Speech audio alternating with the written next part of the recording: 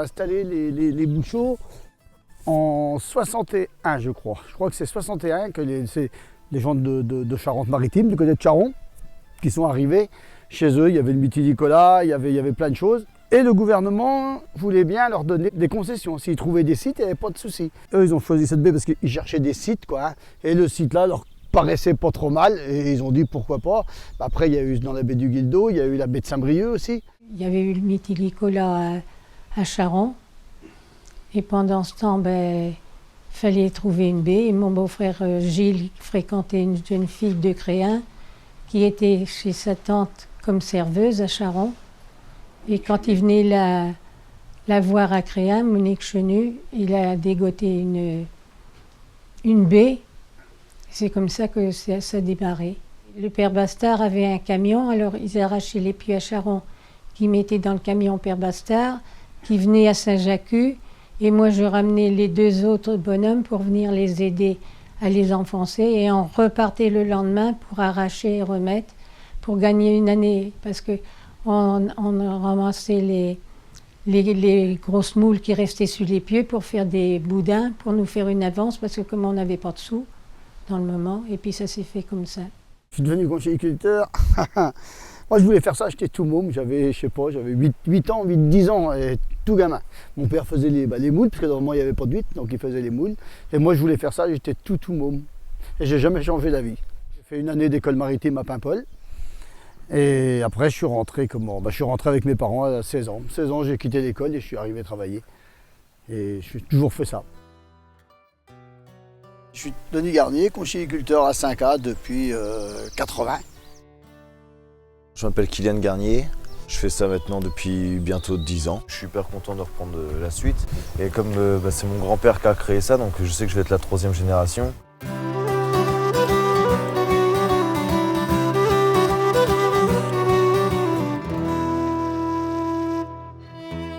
Mon oncle est venu voir cette baie et avec ses frères, ils se sont installés, ils ont fait des demandes à la marine. La marine a bien voulu et donc ils ont fait des essais. Les premières années, ils ont dû faire une 20aine de lignes. Ils ont vu que ça marchait, donc ils ont continué à exploiter ce genre de truc. Après, dans les années 63, ils ont été attaqués par les araignées et par les étoiles de mer. Et ils ont eu le grand froid, comme on dit en 63, il y a eu un grand froid qui a tué tous ces prédateurs. Et c'est comme ça, après que la mytiliculture est venue par chez nous et dans les baies du Vivier-sur-Mer, la Fresnay, Ilion, toutes les côtes de la Bretagne. Je m'appelle Régine Denoal, je suis la 2e génération de mytiliculteurs. Je devais être péricultrice et j'ai fait 3 jours d'école et j'en ai eu marre. Je suis revenue à la maison et j'ai dit à mes parents, je travaille avec papa. Voilà, ça s'est fait comme ça. J'ai acquis mes connaissances avec mon père et voilà. J'ai passé mon 240 heures pour pouvoir être installée, pour s'installer. Et après, quand mon père est parti à la retraite, c'est moi qui ai repris l'entreprise familiale. La moule de bouchot, c'est le travail qui est fait sur le bouchot en lui-même. Donc c'est un pieu qu'on pique en mer. C'est des pieux qui font entre 4,50 m et 6 mètres, qui est planté en mer. Avec la pression de l'eau, on fait un trou et on met le pieu. Et après, on met donc la corde de moule, le naissin de moule, sur ce pieu pour que la moule gagne tout le pieu. Pour les pieux, nous mettons du chêne noir de Dordogne ou du pieu, c'est du bois du Brésil. On met les deux. Le bois du Brésil est forcément plus costaud que le bois en chêne, donc on met ça plutôt sur les lignes du large où on n'a pas accès souvent. Un bouchot, c'est un alignement de 180 pieux sur 100 mètres. Je suis Marion Chevalier, je suis sur 5 à Guildo, je suis conchylicultrice dans la baie de l'Arguenon. J'ai un CAP matelot parce que j'étais trop jeune pour être dans la culture marine au début, donc j'ai fait un CAP matelot en premier. Ensuite, j'ai fait un BEP culture marine et donc j'ai repassé un CAP culture marine en même temps. Et ensuite, un bac pro culture marine par alternance au lycée maritime de Saint-Malo. En tant que femme, j'ai pas eu de mal à intégrer parce que je ne suis pas la première femme à être à mon compte. Donc forcément c'est plus facile quand on n'est pas la première. Ça n'a jamais été un problème et vu que c'est une succession, je suis arrivée après mon grand-père. C'est mon grand-père qui a créé la société en 61. Mon père a repris et puis moi derrière, donc la troisième génération. On ne fait pas de différence entre un homme et une femme. Je pense que c'est un métier qui fait que tout le monde peut faire. C'est un métier quand même qui n'est pas facile. En même temps, vous savez, on était des fermières, hein, on travaillait. Hein. Et puis quand c'est pour soi, vous savez, on met le cœur à l'ouvrage. Hein. Mais j'ai vu emmener les gosses, moi, comme Stéphane maintenant, qui a 50 ans. Hein. Et ben, le coucher dans une manne, tout petit bébé, entre deux pieds de bouchon pour moi que je puisse travailler.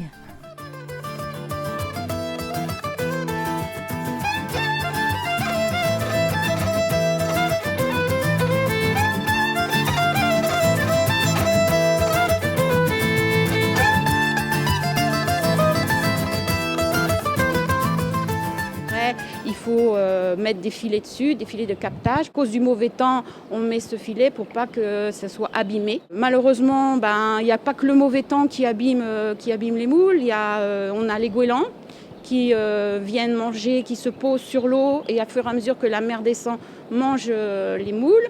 On a aussi les crabes, même les araignées depuis quelques années qui reviennent et qui mangent aussi les moules. On a les dorades qui, elles, reviennent d'une année sur l'autre et passent dans les mêmes endroits. Et on a aussi maintenant les macreuses qui viennent aussi manger, mais elles mangent complètement, il n'y a plus rien dessus. Elles mangent toutes les moules. Donc on a beaucoup de prédateurs qui fait que c'est un métier qui n'est pas facile. Alors les autres difficultés qu'on a rencontrées, ça va être les problèmes de bassin versant, c'est-à-dire les problèmes de pollution qui arrivent de l'extérieur de la baie. Ce qu'on peut dire, c'est qu'actuellement, ça s'est beaucoup amélioré. Enfin, les communes ont pris conscience des problèmes de déversement des eaux usées dans la baie. Ça veut dire que depuis 5-6 ans, les communes ont fait des travaux dans leurs stations d'épuration, dans leurs réseaux, dans les postes de relèvement. Et ça a apporté beaucoup, on a vu tout de suite la différence. Pascal Blanchard, ostréiculteur en baie de la Fresnaye.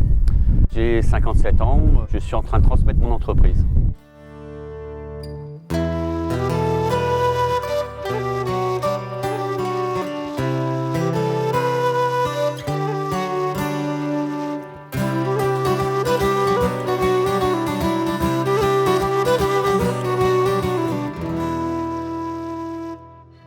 En principe, on s'occupe de nos huîtres le temps que la mer baisse. Comme les huîtres sont avant les moules, donc on commence à vider nos poches, on met tout en place. Après, on descend dans les moules suivant ce qu'on a à faire. On descend toujours avec la mer. Et quand la mer remonte, on remonte finir ce qu'on avait commencé dans les huîtres. Et on remonte à la fin de la marée, quoi. C'est-à-dire qu'on remonte à peu près, on descend à peu près dans une marée moyenne 2h30 avant le badaud. Et on remonte une bonne heure après le badaud, quoi. Enfin, à peu près 4h, 3h30, 4h, on est parti. En ostréiculture, autant en mer, le travail en mer a peu évolué. On brasse toujours les poches, on tourne les poches à la main. Le métier a évolué au niveau mécanique dans les bâtiments. C'est-à-dire que là, on peut trier les huîtres avec des machines, on ne trie plus la main, on a des cribles. Là, ça a beaucoup évolué. Après, ça a évolué aussi dans la technique. Maintenant, on est rendu à mettre 150, 180 maximum dans les poches, ce qui fait qu'on arrive à avoir une huître qui pousse tout à fait bien, avec une très belle qualité de coquille et de chair. Les huîtres, on les prend en écloserie, font 6-7 mm, c'est vraiment... Et donc, nous, après, on les met sur les parcs. Et pendant que ça pousse, et après, on les départage. Dès que ça pousse un peu plus, on les départage. Et jusqu'à ce que ça vienne à maturation au bout de 3 ans, 3 ans et demi, 4 ans. Quand on pêche maintenant, on a les amphibies, on a les pêche-moules, c'est vrai qu'on a du matériel. Moi, quand j'ai commencé, on faisait tout à la main. Maintenant, c'est facile, pêcher une tonne de moules, c'est presque un plaisir. Et quand on arrive là, on a des grands bacs, on met à peu près 300 kg dedans, qu'on met en bassin. Il faut minimum 12 heures de passage en bassin. Et quand on les ressort, après, on a toute une chaîne de lavage avec une scène de triage conditionnée. Après, on fait de la moule, soit ce qu'on appelle traditionnelle, qu'il faut renettoyer derrière, ou la prête à cuire. Celle-ci, il y a juste à mettre dans la casserole. Mon travail, c'est d'appeler mes clients. Donc j'appelle mes clients et Et vis-à-vis de ce que j'ai de tonnage, on sort les moules des bassins, on les passe en dégrappeur pour les mettre une à une. Après, ça passe dans la machine pour les laver. Elles sont calibrées. Elles passent dans une machine qui s'appelle une débissuceuse qui arrache le crin. Et une autre, si c'est des moules standards, ça passe directement dans les sacs avec le crin et voilà.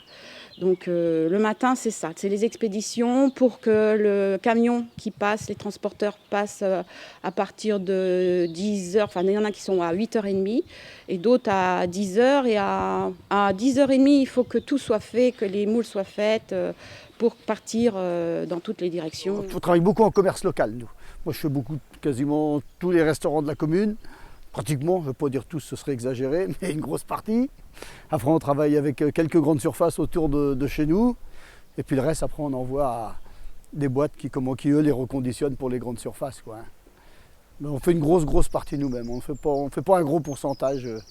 On arrive à vendre 70% nous-mêmes, quoi. Si vous êtes gentil avec vos clients, que vous êtes compréhensible, ils ne vous larguent pas, vous savez. Ils savent qu'ils téléphonent pour le lendemain matin. Tout de suite, vous êtes sûr d'avoir votre marchandise, hein. Nous, ils téléphonent par exemple à 11h, s'ils s'en vont à la marée, demain il m'en faudra tant. Et ils savent que demain matin à 5h, ils vont se lever, puis qu'à 8h, quand le camion passe, c'est embarqué, puis il est sûr d'avoir sa marchandise. On estime avoir à peu près une 70 personnes à travailler annuellement dans la baie, plus les saisonniers l'été. Ça représente une quinzaine d'entreprises. Ça veut dire qu'il y a des entreprises familiales où ils sont 2, voire des gens qui travaillent tout seuls, mais il y a aussi des entreprises qui ont 6, 8 salariés à l'année. Donc c'est pas rien sur la côte, c'est des professions qui sont autonomes, qui se gèrent, qui ont leur propre clientèle et qui rayonnent sur toute la France.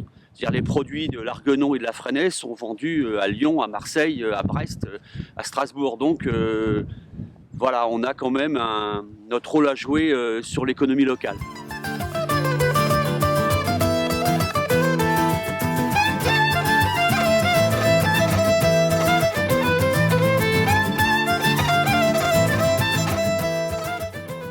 Bon métier si les successeurs veulent bien s'en donner la peine.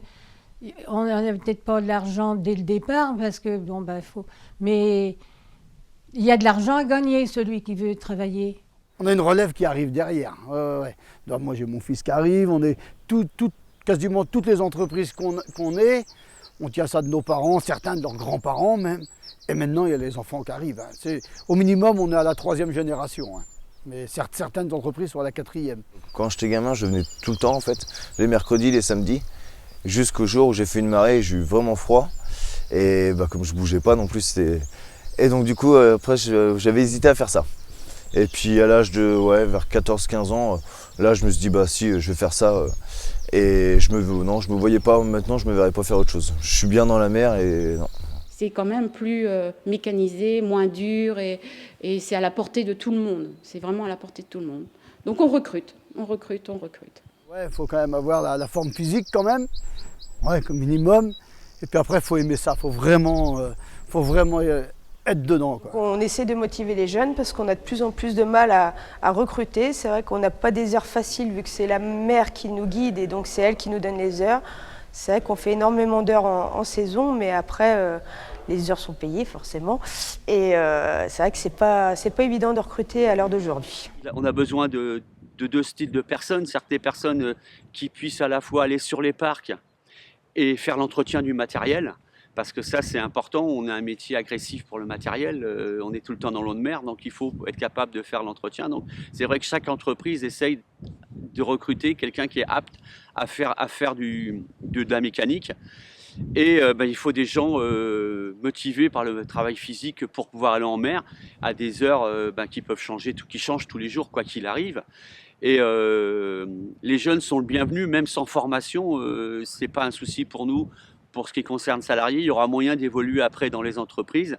Ce qu'il faut, c'est être motivé pour venir travailler au pays dans des cadres comme on a maintenant, quoi. Avoir le Fort-la-Latte comme arrière-plan au travail, il y a plus dur comme bureau, quoi.